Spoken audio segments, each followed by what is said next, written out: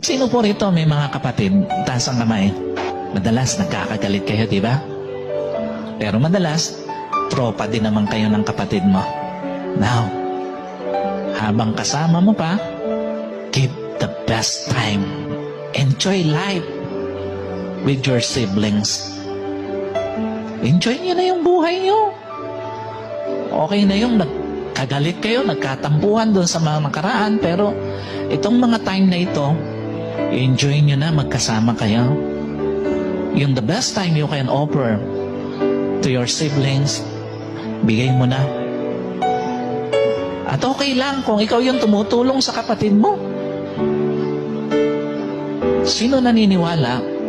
Blessing yon na nakakatulong ka sa kapatid mo. Naniniwala ba? Huwag mong tingnan nakakabigatan yun, no? Give the best life you can offer to your siblings.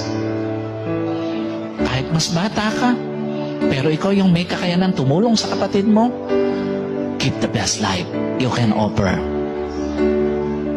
to your siblings. Most of all, give the best time you can offer to your family.